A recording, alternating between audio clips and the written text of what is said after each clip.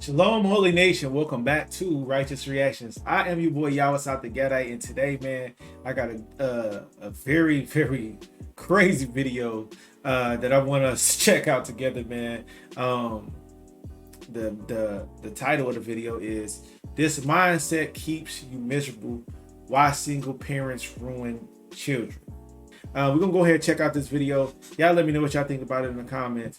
I thought that it was crazy when I first seen the little snippet of it. So we're gonna go ahead and watch the whole little clip in its full entirety. And y'all, you know what I'm saying, post scriptures in the chat in the comments of what y'all think about this. You know what I'm saying? We're gonna also dialogue and talk about it. You know what I'm saying? So make sure, dang, better than high quality. That's crazy. All right. I'm like genuinely curious. Let's say if you end up very unhappy, or maybe you're just like, something can just switch, you know, maybe you can just like, oh, I don't like him anymore. Would you stay married to him for the rest of your life? You're not sexually attracted, you don't like, he's just not funny anymore, you just don't like him anymore. Do we have kids? Yeah. If we have kids, it's not about me anymore. So you would rather see your children grow up in a Yeah. home where parents are sleeping in separate bedrooms, they don't talk, they don't hold hands, they don't kiss. I would rather see my kids grow up in a home where they're at every statistical advantage rather than statistical disadvantage. Because if the father is out of the home, that you put that kid at risk. Why? Oof. All right, look, man. They said a lot. So the question is, if you got married to somebody, right, and they didn't do anything wrong, but you're not attracted to them anymore, y'all had kids, things like that. The saying that they always say is they grew apart, right? Would you stay with him, or would you just get a divorce? I guess for your own happiness. And like, I don't understand why they think that it's like the lady said it perfectly on point. Why would I leave him when I'm going to put the kids to these statistical disadvantages? Because we know that a single parent household is less likely to raise controlled and a stable child rather than a single parent household. We know that just based off of nature alone. You know what I'm saying, right? Because you need the two to be together and raise that child. Now, I always say this: look, if you slept with them, you need to stay with them. I mean, if you slept with them and had kids, you definitely need to stay with them because you two created this baby.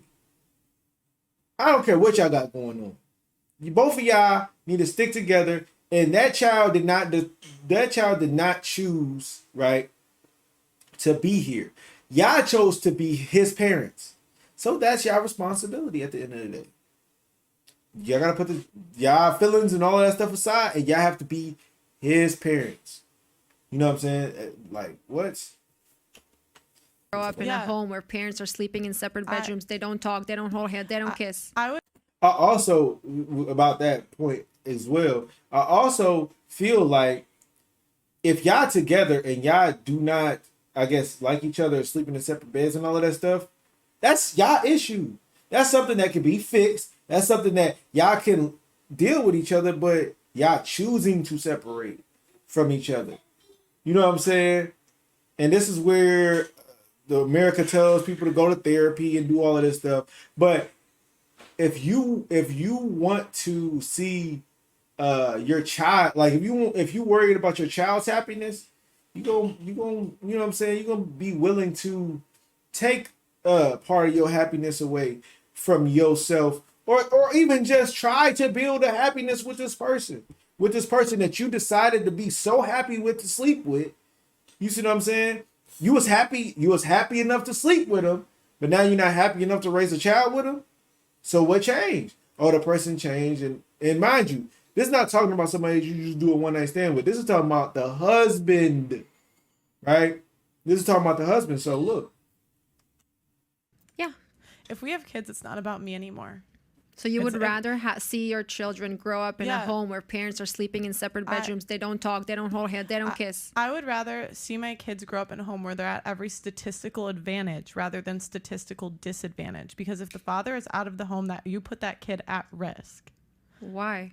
Because life is not easy. Like it's you might think, as a woman, like, oh, my kid's gonna be fine. Your child is just another human being in this world. The world is gonna show your kids that they're at a disadvantage. Because that was a question I had. I used to hate all my friends when I was a kid that had 2-parent households, right? And I would look at them like, why are they so happy? And now that I'm older, I can reflect. I'm like, man, everything that they say about being in a single mother home, it just isn't a good time. And we were talking about it because we were talking about mental health the other day. Yes. And I was saying, like, mental health isn't a thing in my family. Like, we're all just happy people. And she says to me, that's because you had both parents in the home. I don't agree with that because there's a lot of people who have mental health Okay, issues. But science doesn't care about your feelings. It's true. It's like, you are at a disadvantage. It's very negative outcomes. Most kids, when they don't have the parents in the household, their main question that they asking is, why can't my mother and father be happy together?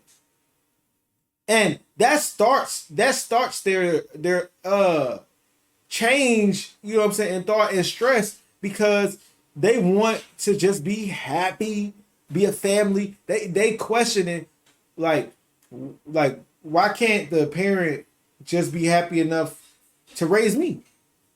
You see what I'm saying? And that's like, you see what I'm saying? So it's starting their mental health off in a negative way majority of the time.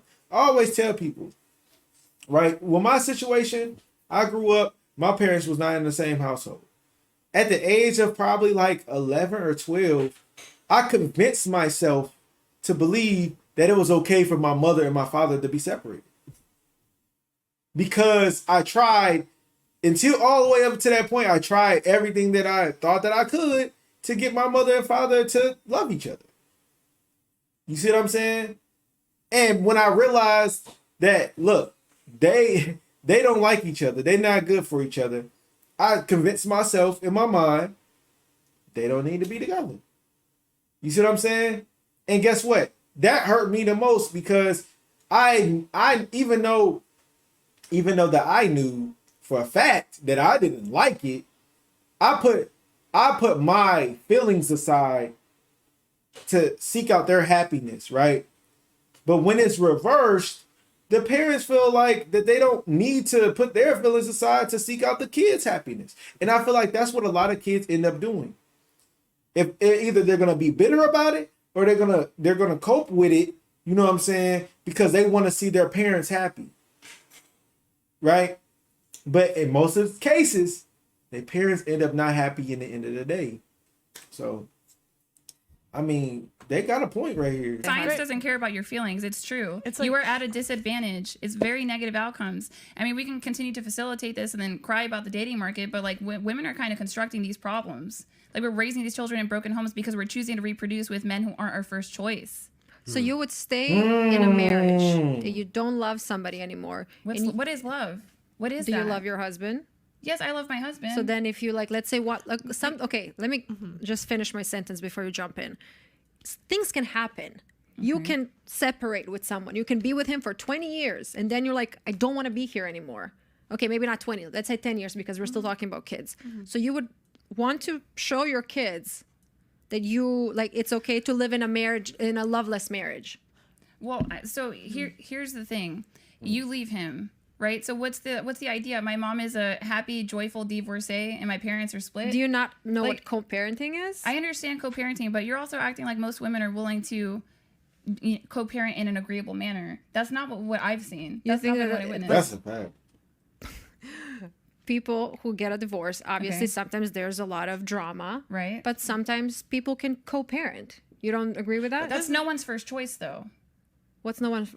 Co-parenting is not anyone's first choice. It's something that you're forced to do because you made poor decisions, either with choosing the man or choosing to end it. And bro, she's talking, bro. She's talking. That's not your first choice. And look, and this is why the Bible tells us to prove a friend. This is why the Bible tells us that we're only supposed to have one partner and we're supposed to decide who that person is before we sleep with them. That's exactly why he says that.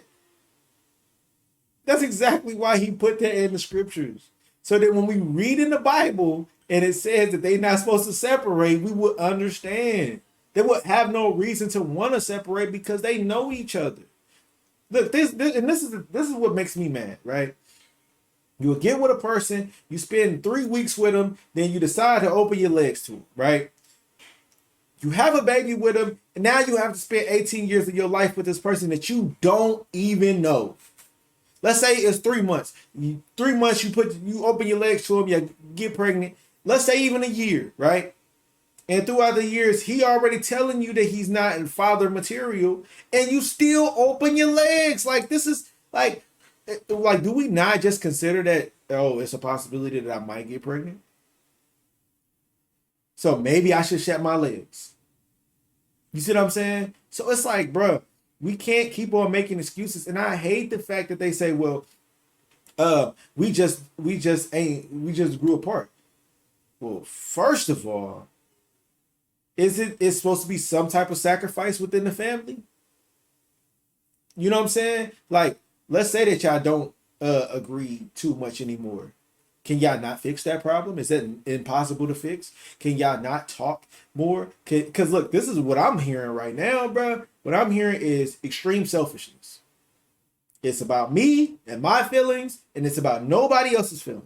Because if you saying that you're willing to go separate from a man and his children and have the children be separated within 2 different families, right?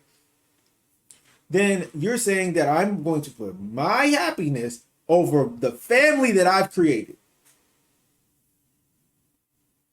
The whole family. You putting yourself over the children. You putting yourself over the husband. Like, come on, bro. And this is why divorce is just so stupid to me. Because it's like, if you in a situation where you feel like you have to be divorced, I feel like it's a selfish decision. I feel like it's a selfish decision. Now, and I know y'all gonna get up in the comments. Oh, but what about it? Bro, we not about to be talking about all of these things that happen that's on the outskirts. What if he abused her and all? We not talking about them type of marriage. We talking about the ones that could last. But because of one or another person's selfishness, whether the man go out and cheat, whether the woman go out and cheat, whether the man feel like he want to separate from her because she's doing this, or whether the woman feel like she want to cheat on him because he's doing that. Sacrifice should be made to make the marriage work, but y'all choose to be selfish and not try to make the marriage work, and that'd be the problem. That'd be the problem. But the most of the time, when you can't make the marriage work, is because you don't even know the person you opened your legs to. You don't even know the person that you stuck your rod in. And that's just the facts. That's really just the facts, bro. You know what I'm saying? Y'all so quick to sleep and deal with these people that y'all have no idea about. You know what I'm saying? Have no, like, bro, come on. Most of the time, women are the ones leaving, and they're saying they're unhappy. And sometimes I don't believe, like, the reasons that they're saying that they're unhappy. They think they can go out there and they can do better, and they can't. And who pays for it? The kids. The kids. And that's the thing. Like, I think if you leave just based on happiness, you're selfish, because you're putting your own because you're putting your own happiness above the kids' happiness. That's selfish. Your kids are not happy if their mom is not happy. I'm sorry. If Ellie, you were. That's cap, bro. And that's the craziest part. That is cap. That is cap. That's cap, bro. That is cap. Most of the time, the kids, especially if they're young kids, bro, the kids don't even see the mother's unhappiness most of the time. Unless the mother is out here just venting to the kids and all of that stuff. That's a completely different situation. You see what I'm saying? But look, I'm going to just be honest with you. The kid, and this is the crazy part, the kid can help the mother and the father really mend the situation altogether by being there. You see what I'm saying? But what ends up happening is when y'all separate, it's going to cause a bitterness. The kid, look, now because the kid says, okay, it's all right for y'all to separate. Now the kid is going to be, most of the time, the kid is going to be bitter to the person that you're trying to find happiness with anyways. Why? Because it's not his parents, bro. Because the person that is trying to direct him and give him orders or her orders did not sleep with you to create them. That's why. So it's like, of course, they're not going to just be like, oh, this is my father, because they know their father was there at a point in time. Now, we're not talking about the deadbeats.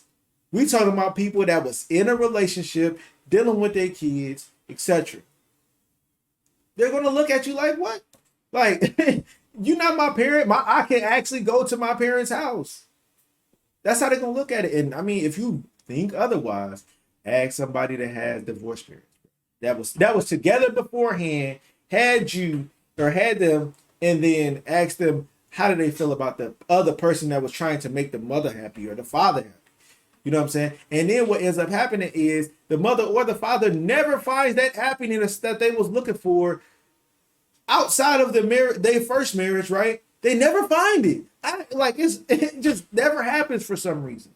They never find that happiness again with somebody else, and then they're miserable, and the whole family is miserable because of it.